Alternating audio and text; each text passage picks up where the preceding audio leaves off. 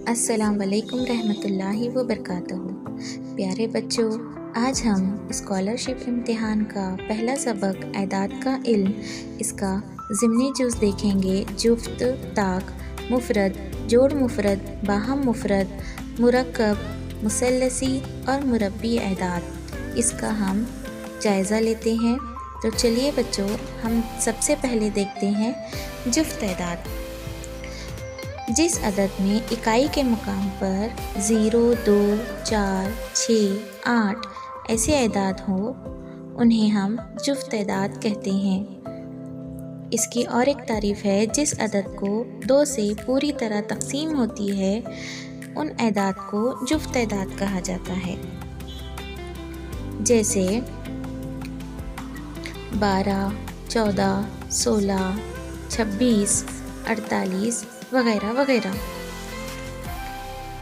طاق اعداد، جس عدد میں اکائی کے مقام پر 1، 3، 5، 7، 9 ہوتے ہیں، اس عدد کو طاق اعداد کہتے ہیں، جیسے 17، 37، 43، 53 وغیرہ۔ مفرد اعداد، جس عدد کو 1 سے یا اسی عدد سے پوری تقسیم ہوتی ہے، اس عدد کو مفرد عدد کہتے ہیں۔ مثلاً 2، 3، 5، 7، 11، 13، 17، 19 وغیرہ، یعنی ایسے اعداد جو صرف 1 سے ہی پوری طرح تقسیم ہوتے، یعنی خود کے ہی پہاڑے میں آتے ہیں، انہیں ہم مفرد اعداد کہتے ہیں۔ اس کے علاوہ اس کے آگے ہم دیکھیں گے مرکب اعداد۔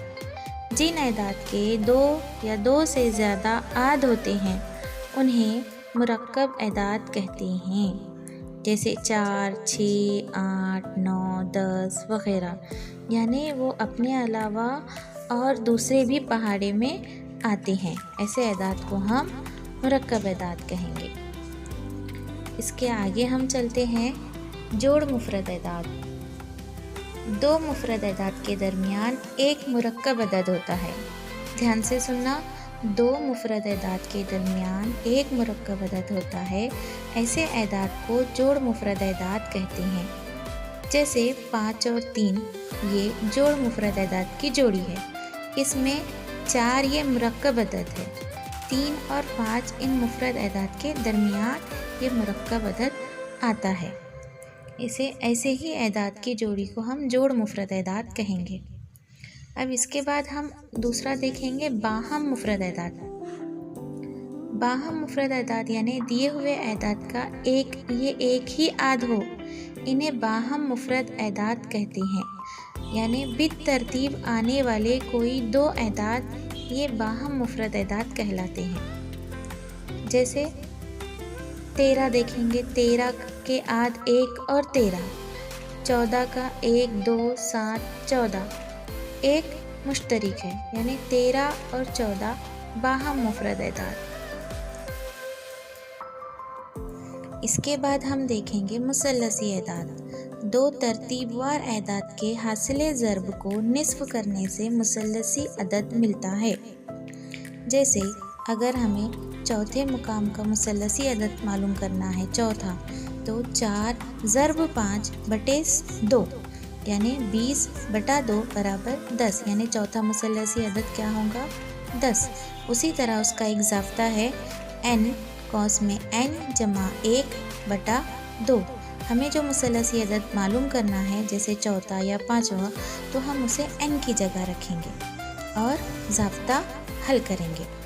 اب اس کے بعد ہم معلوم کریں گے مربع اعداد۔ دیے ہوئے عدد کو اسی عدد سے ضرب کرنے سے حاصل ہونے والا مربع یا مربع عدد یہ مربعی عدد ہوتا ہے، جیسے 1، 4، 9، 16، 25۔